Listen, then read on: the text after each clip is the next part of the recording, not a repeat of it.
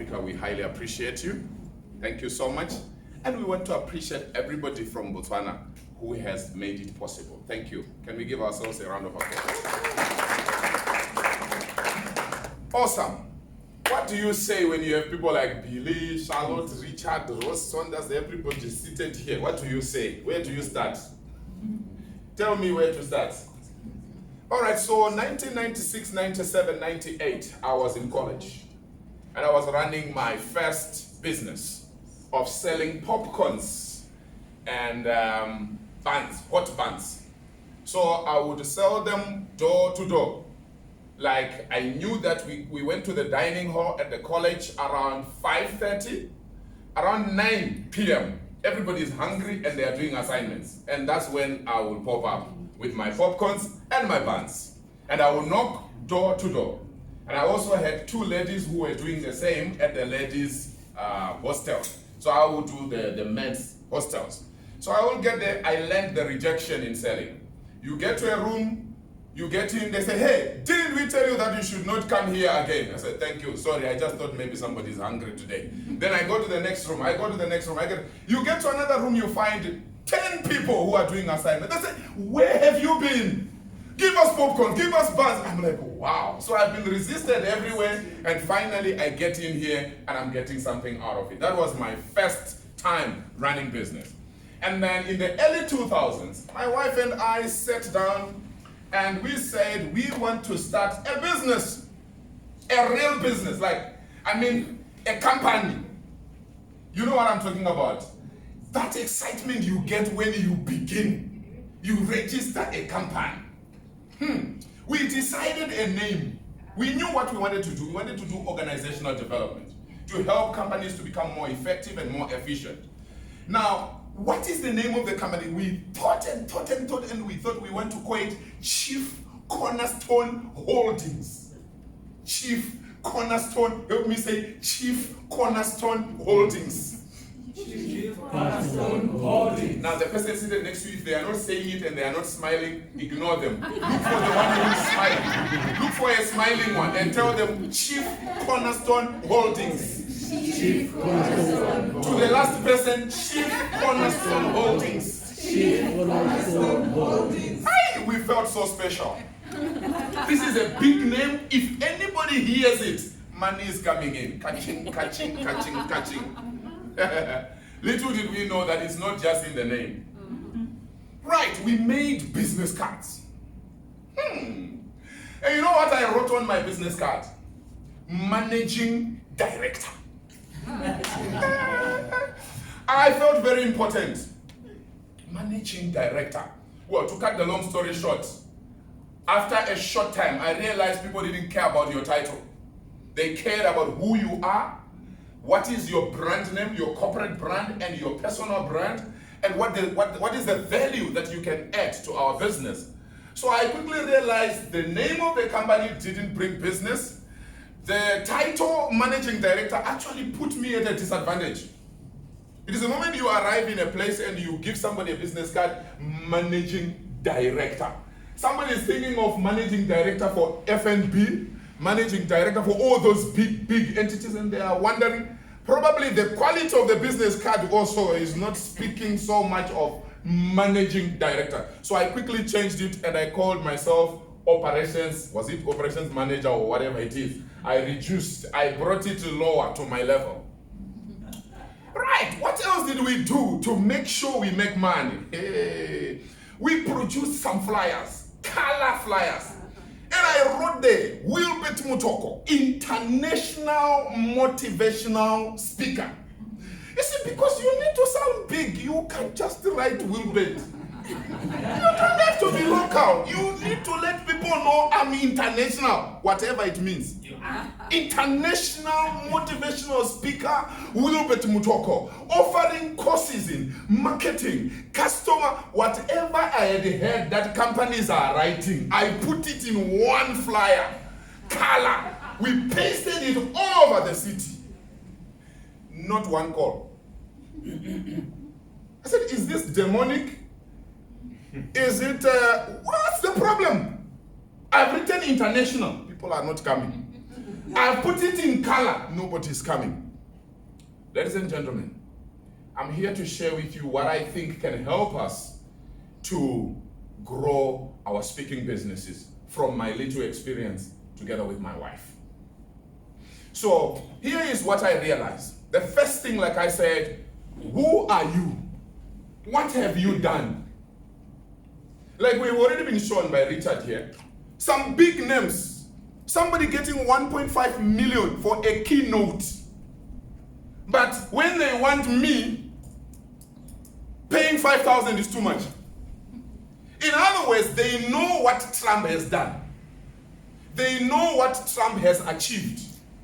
Trump has a personal brand and he has a corporate brand. So people are willing to pay for that. So I quickly learned that it's not really what I call myself, but what the market calls me. So I started developing my personal brand.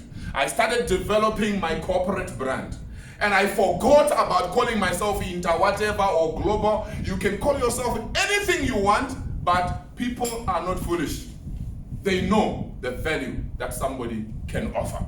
So the first thing is branding. And one of the things that I did is I quickly, because that time I was working as an independent financial advisor. That was around 2010, 2012. I wrote a book called 15 Secrets for Personal Financial Success. All right? Because that's what I was doing. And I just wanted to simplify the language of finance for the people. And when I did that, I branded myself without knowing. I became a financial expert. I was invited to Tuma FM. I was interviewed there. I went to Yaruna FM. I went to Gaps FM and so on in different places. And people started knowing me for financial wellness. Until this day, people know me for financial wellness. Although of late, I've started talking about strategy and leadership. And some people still struggle with that because they know me for finance. Branding is very important. What do you stand for? Not having a flyer that says you do everything. Nobody is interested. People should be able to sit down and they are deciding on whom to call, and they say to themselves, who speaks about leadership? Who speaks about financial wellness? Who speaks about this area? Sales. They don't just hire you because you are looking good or because you say you are great. So branding for me is the first thing. The second thing that I learned was that because I was not known, I had to volunteer. I know it's debatable. Some people will not agree with that, but I had to volunteer and it helped me.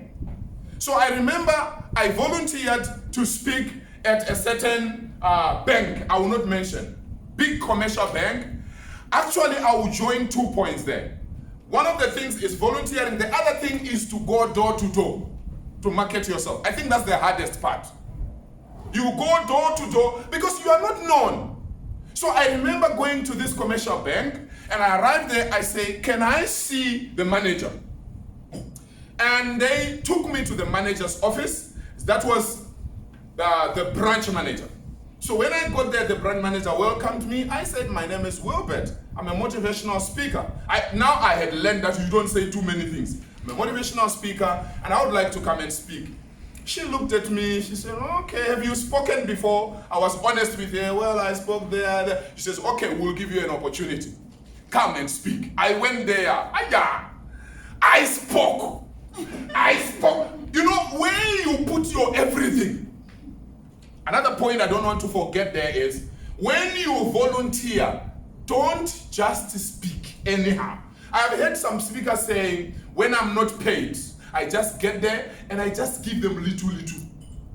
Some shallow speaking, you know, because they didn't pay. Actually, you hear some speakers saying, you people didn't pay me, so I'm not going to, give you detail. Not knowing that because you have been given an opportunity, this is your chance to shine. This is your chance to show what you are made of. And there you are saying, because in fact, the delegates seated don't even know whether you were paid or not. You're actually putting yourself in a very dangerous position. Oh, okay. This person is a money monger. He's looking for money. So he's wasting our time while we are seated here.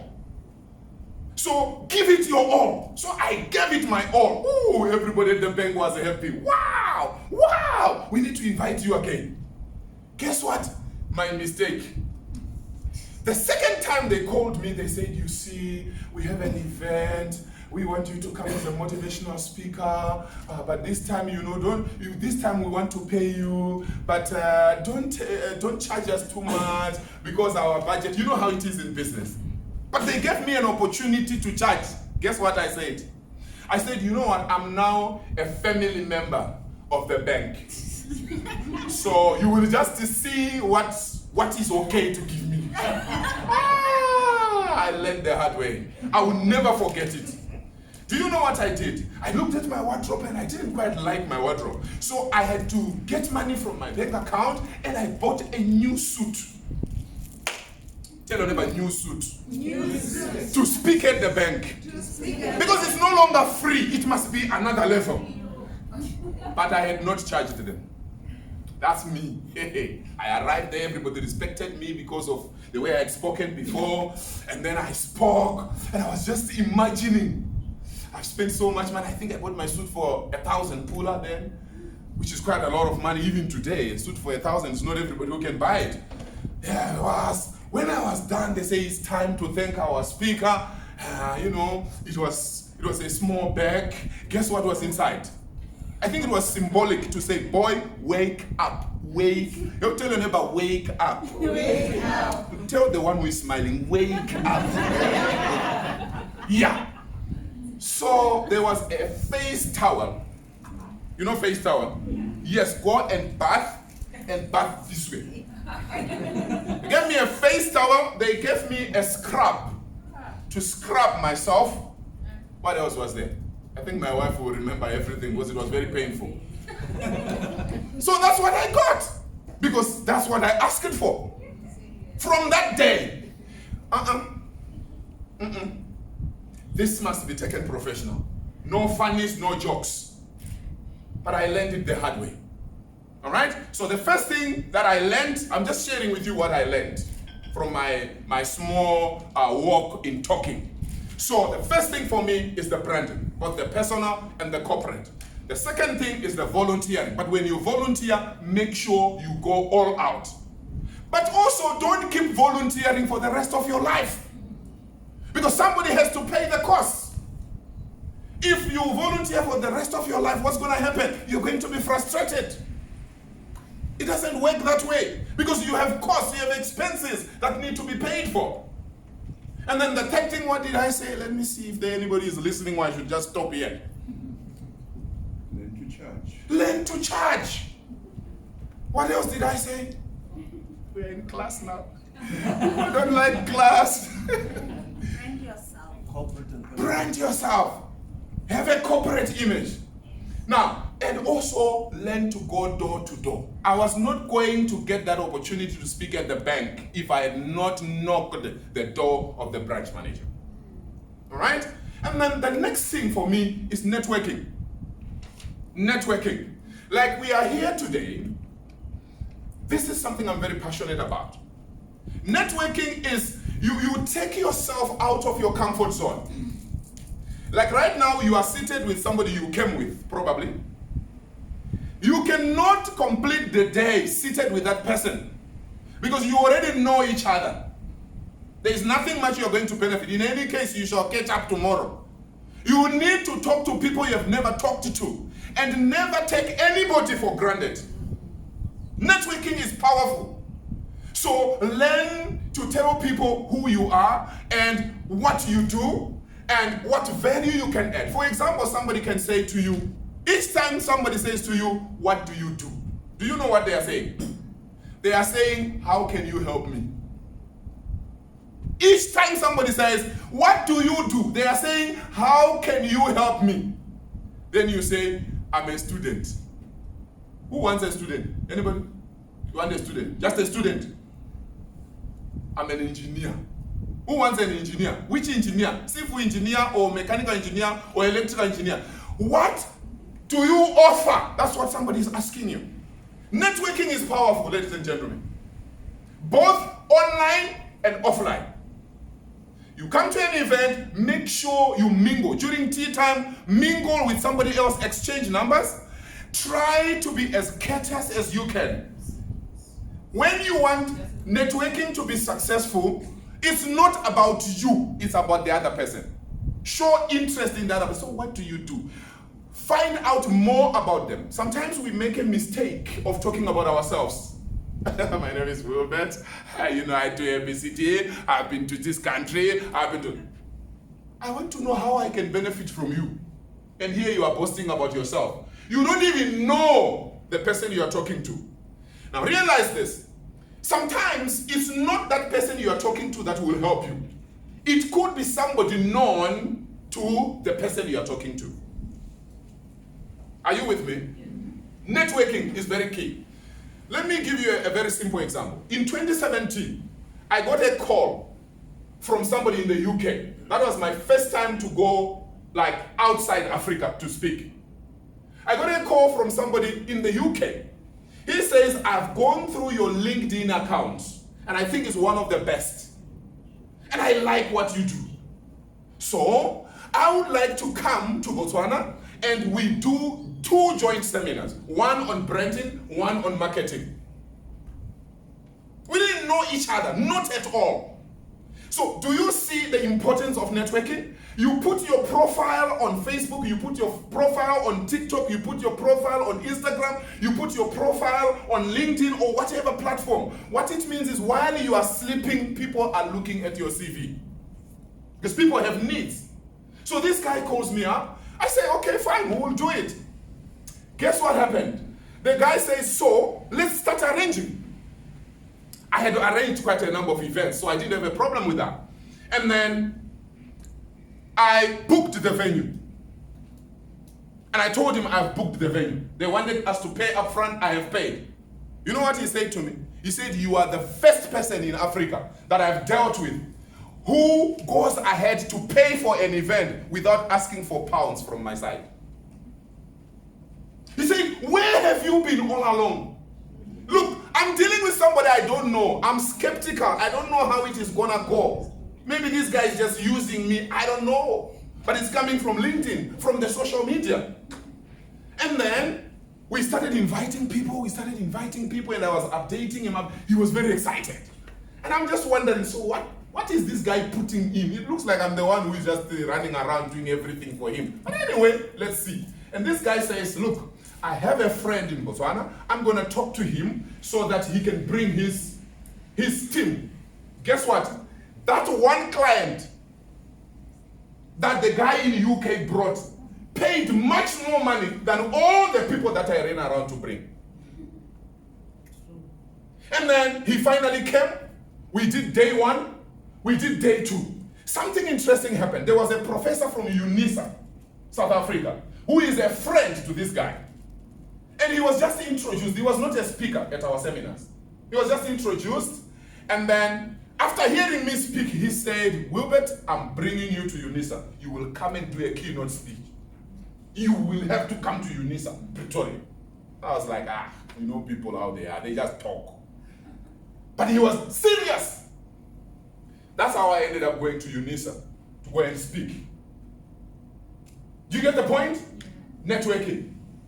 And then, concerning these 2 seminars that we did with that guy from the UK, the guy says at the end, after we shared the profits, he said, I've never seen anybody so transparent and honest like you.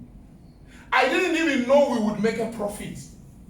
But you have been honest. He said, I've been cheated. I tried to do business with people from different countries. I was cheated. He asked me, where have you been? Networking. You have to be honest. You have to be genuine. You have to be transparent. If not, that's why you see there are some speakers who are greater than all of us here. They had fire for 1 year or 2 years until everybody knew about them. Today, they are grounded. They are on 0. Hero to 0 instead of 0 to hero. So your integrity, your character, your personality matters in this business. Nobody wants to bring somebody who is questionable. I learned that. Guess what that guy did? The guy from the UK. I'm not mentioning his name. It's not always good to mention names. Guess what he does? He said, I just like you, brother. So I'm organizing seminars for strategy and marketing in Dubai. Would you like to come with your wife? I'm like, huh? Who will refuse? I mean, I want to go outside Africa. So 2017, my wife and I flew to Dubai. That was our first time outside Africa to speak there. And then when we went there were people from the UK who came for that seminar. They listened to me and my wife. They say, wow, we are bringing you where? To the UK. We didn't know you are like this. Are you with me? It's very important. Networking. How is your profile looking like online? Some people put something, a profile on this social media and they never look at it again. You don't know what you are missing. I could tell you over and over and over and over. The other time I got a call, it was a call. I got a call from, do you remember the country? Just ran out of my mind. For writing an article. My first time ever to write an international article. France, thank you. I don't know why France ran away from me. This person calls me and says, Wilbert, I've been following what you write about financial wellness, blah, blah, blah, and I think you're one of the best financial advisors in the world. Can you imagine? I mean, honestly, you are here in Southern Africa, and somebody in France is saying you are one of the best. What do they mean? I thought this is kind of a joke that I don't like. So I said, drop me an email. They said, we want you to write an article. I don't speak French. I've never been to Europe, and somebody says they've seen my profile and they like what I do and they want me to write an article. You know, in Botswana, if you write an article for 1,000 words and you get 1,000 puller, you should dance the whole night. It's very rare. They will pay you 300 or they pay you 0. You get my point? Do you know, when I got the email, I saw that, they are serious. From France. They wanted me to write an article for a country in West Africa where they speak French. I'll write about financial wellness. How many words? 1,000. So I said, how much do you pay? You know what? How much they told me? 400 euros. Let me tell you about 400 euros. 400. For the smiling ones. You know, people who don't smile, I have a problem. Just tell them 400 euros. 400 euros. I said, I'm in business. I will write the article because I knew where I was seated. I had never written an article for 400 euros for one article. Oh, is that not manna from heaven? I agreed immediately. So I wrote the article, doubting also, but guess what? 400 euro was wired into my bank account. You don't play with networking. Whether it's offline networking or online networking, take it seriously. All right? So we said number 1, branding. Number 2, volunteering. Number 3, door to door. Number 4, learn to charge. Number 5, networking. What else do we need to do? Content marketing. Content marketing. If you go on my YouTube channel, you will see that I have over 200 videos. The problem with Africa is that we like consuming what other nations are producing. And we know it and we talk about it, but we don't do anything about it. Content marketing, it works. Sometimes it's not about you, telling people what you do, but actually teaching people about your area. Maybe you are a lawyer and you start recording videos or posting on LinkedIn or posting on Instagram, whatever it is, and you are trying to educate people for free. You don't tell them everything, but you just have a heart to help people. And when people see that, they start calling you in. It may take time, but content marketing works. One person who is excellent at that is Gary Vee. How many of you know Gary Vee? Gary Vee is giving out content on digital marketing. He puts it on YouTube. Some people actually have become multi-millionaires by copying. They take word for word what he says, and he's happy with that. He says he believes in abundance mentality, that the world has got so much for all of us. You can still be helping people and not paid for it, giving out content, and you become the star, and people call you and pay you much more. Content marketing is key. What do you post on Facebook? People post on Facebook my dog died. I don't have a problem with that, but who does it help? There are others whose dogs also died. There are others whose dogs are sick. So they are also worried. You are making people to be unhappy because of what you are posting. But imagine if you post 2020, it will be well. Just that.